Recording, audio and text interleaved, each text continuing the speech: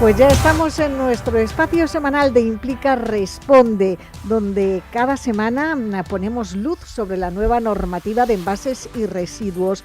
Hoy llegamos a nuestro 12º programa y lo dedicamos a un tema clave: las buenas prácticas en la correcta gestión de residuos de envases en tu empresa, porque no solo se trata de reducir envases, sino de asegurarnos de que los residuos que generamos se reutilizan o se reciclan correctamente y, por supuesto, de cumplir con la normativa. Para resolver todas las dudas que nos habéis enviado, saludamos a Laura Sanz de Siria, que es directora general de Implica, el Scrap, referente en la gestión circular de envases comerciales e industriales, quien, además de responderos, nos va a dar las claves de cómo estos sistemas pueden ayudar a vuestra empresa a mejorar la gestión de los residuos hasta convertirse en tu mejor aliado para transformar ese desafío en una oportunidad comercial. Laura, muy buenas tardes, bienvenida.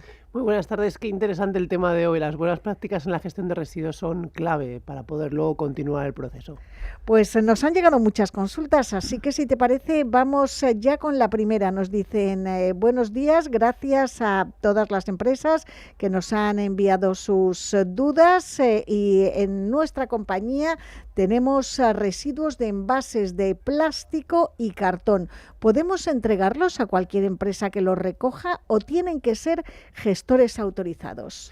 Pues has dicho justamente la palabra, residuos de envases de plástico y cartón. Cuando hablamos de un residuo, hay una legislación específica que dice que cualquier residuo, ya sea papel y cartón, que consideramos que es bastante inocuo, tiene que entregarse siempre a un gestor autorizado. Con lo cual, la respuesta a lo que me preguntas es sí.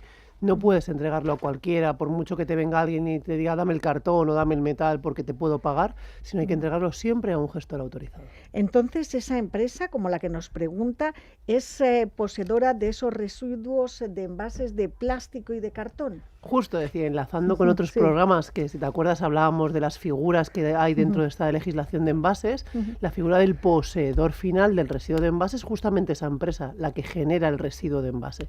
Entonces, esta es la que le aplican todo lo que hemos ido comentando en estos capítulos. Tiene la obligación de cuidar la gestión del residuo, de contactar con un gestor, como acabamos de decir, y es el beneficiario, que luego lo iremos desarrollando, de las bonificaciones que tiene el SCRAT Implica para ellos. Y vamos con la segunda consulta, en la que el hecho de que en ocasiones los residuos pasen por varios intermediarios antes de llegar a la planta de tratamiento, ¿es algo normal o debería evitarse? Todo depende un poco de cuál es el volumen de generación. Si sois una empresa bien grande que tiene posibilidad de generar contenedores completos de cada material, pues por supuesto que a lo mejor podría ir a un destino final. Pero normalmente las empresas suelen ir a gestores intermedios que luego se dedican a esa segregación, a esa correcta gestión o incluso a la compactación del residuo para que luego a las plantas de tratamiento final llegue cuanto mejor segregado y compactado. Piensa que en el fondo transportar aire o ir a plantas muy lejanas va también en contra de la huella de carbono y eso no es lo que nosotros estamos buscando. Es decir, que muchas veces recurrimos no a gestores finales, sino a intermediarios para que hagan esa labor de segregación y de compactación y que el residuo llegue en mejores condiciones para su reciclaje. Pues vamos con otra consulta en la que una empresa quiere conocer qué significan los códigos que aparecen cuando entregan los residuos de sus envases a un gestor. Vale. Los residuos, para poder clasificarlos, tienen una especie de número, es como su DNI. En el caso de los residuos se llama código LER, que es de la lista europea de residuos. Hay una lista europea que todos los europeos le ponemos el mismo número al mismo residuo y siempre tiene 6 dígitos. Los residuos de envases, que es los que nos atañen, siempre empiezan por el código 15, que es la familia de envases, con lo cual una empresa productora de residuos, que es poseedora final, tiene que asegurarse de que en el caso de residuos de envases los gestione correctamente con un código de la serie 15 que le corresponda en función de su material. Y otra empresa nos remite otra consulta. ¿Si es suficiente con separar los residuos de envases en un único contenedor o conviene separarlos más? Y si es obligatorio que estos contenedores estén diferenciados. La legislación dice que hay que separar tanto residuo peligroso como de residuo no peligroso y dentro de cada una de esas categorías por material. Eso es lo que dice la legislación. ¿Por qué? Porque se evita contaminar un residuo con otro, porque se evita peligrosidades y se mejora la gestión final.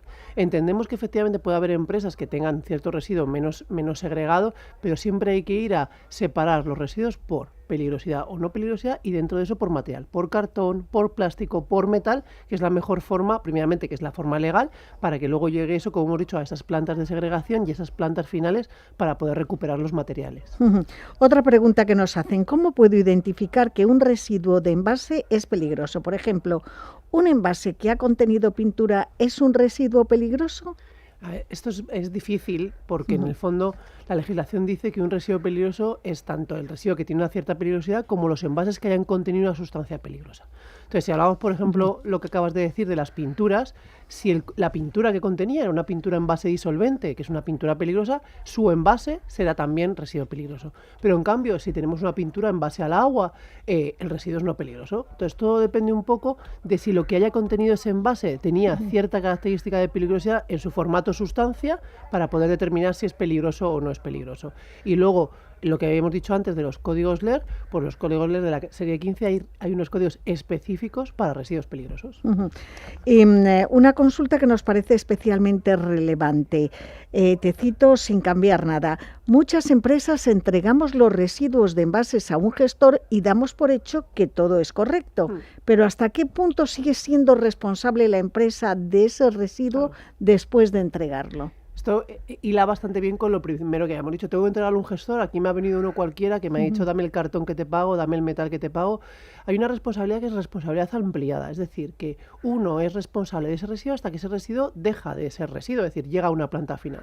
Con lo cual, entregando nosotros un residuo a una empresa que no sabemos si lo es, podemos incurrir en una infracción legal si ese residuo acaba en donde no tendría que acabar. Con lo cual, es nuestra obligación enterarnos de con quién trabajamos, y por otro lado es obligación de ese gestor de que una vez que ese residuo ha terminado como residuo, se ha fundido o se ha utilizado, tiene que darnos un certificado final de la correcta gestión del residuo. Esa es la única forma que tiene el poseedor final de asegurar todo esto y evitar que luego en un futuro este residuo aparezca donde no tiene que aparecer, y la responsabilidad sería mía, porque hablamos de esa responsabilidad ampliada del productor.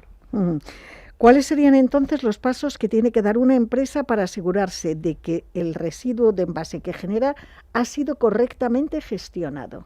Vale, pues hay un papel muy importante que acompaña al transporte del residuo. Es decir, según se llevan tu residuo, te entregan un documento que se llama documento de identificación. Eso ya te asegura, por lo menos, que tú lo estás haciendo bien. Después de ese documento de identificación, cuando llega a la planta, pesan lo que se han llevado y te dicen: ok, lo que ha llegado es lo que tú me has dado y es correcto y el peso es tal. Con lo cual ahí ya sabríamos que ese primer traslado se ha efectuado correctamente. Y después lo que nos faltaría es un certificado de que la gestión es correcta y qué gestión se le ha dado. Ha ido a reciclaje del papel, ha ido a vertedero, ha ido a incineración, y así tenemos el ciclo completo de lo que ha hecho el residuo. Eso sería la documentación, documento de identificación cerrado y certificado, que nos asegura a nosotros como productores de los residuos que lo estamos haciendo correctamente.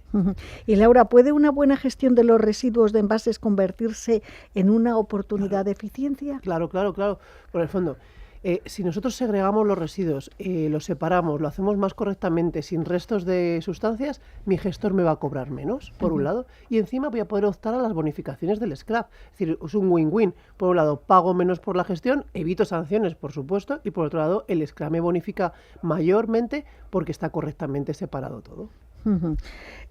¿Cuál es la ventaja? Yo la veo clara, pero de trabajar con gestores homologados autorizados. Nosotros, todos los gestores que trabajan con nosotros, hemos solicitado una homologación.